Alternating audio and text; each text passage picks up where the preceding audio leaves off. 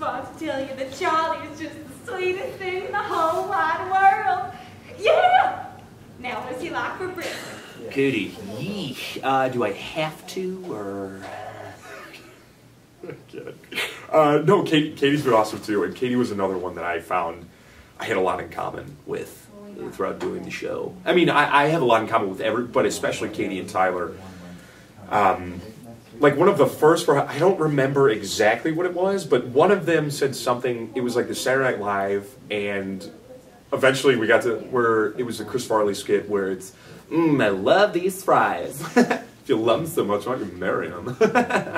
So like in between now, like sometimes in between, you know, like in between takes, I guess, or when Todd is, you know, giving direction to somebody, you know, we do, I love these candles. You know, like I said, it's been awesome because we can kind of riff like that. And so yeah, yeah, like I said, and Katie's been awesome too.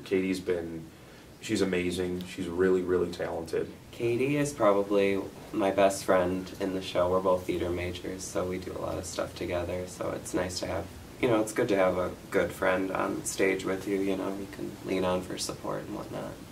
And Katie is just the biggest sweetheart. She just always puts her other people first. Like she's always, hi honey, how are you?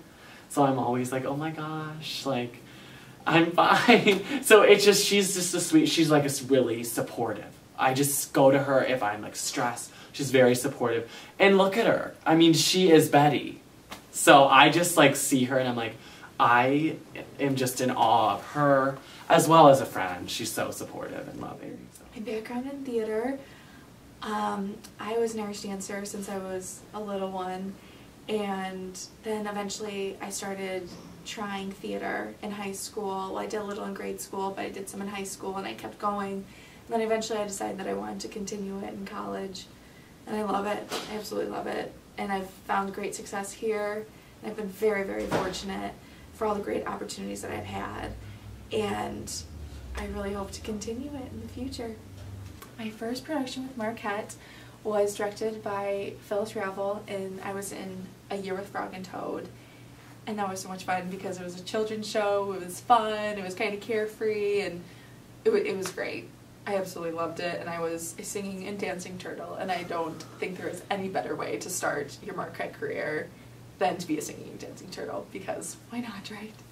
I had never really played a funny character ever before, and I was excited to get Betty because she's just so funny, and she's kind and hilarious at the same time, and she's a really genuine person.